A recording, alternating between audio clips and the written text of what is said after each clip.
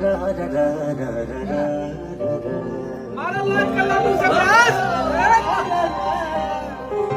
खिलल उठवा गुलाबी बा जुबा पर लागल जाबी बा पढ़ी दारू किताबी बा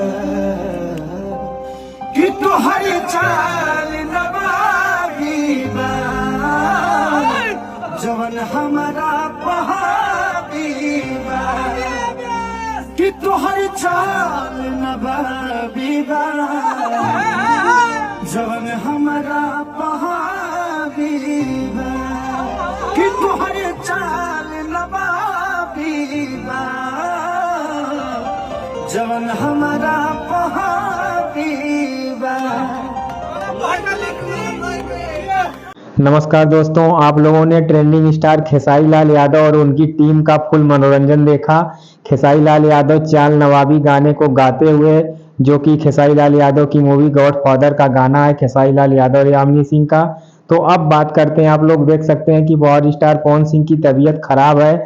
ऐसी करके एक सोशल मीडिया पे काफ़ी तेज़ी से वायरल की जा रही है वीडियो, जिसमें लोग कुछ भी लिख रहे हैं कि पावर स्टार पवन सिंह की हालत गंभीर है, पवन सिंह की तबीयत बिगड़ गई है, फलाना ढिमकाना सब कुछ लोग कर रहे हैं। तो आप लोग देख सकते हैं कि अब आपको इसी पे आज सच्चाई बताते हैं कि पावर स्टार पवन सिंह की तबीयत सही में खराब है या अफवाह है।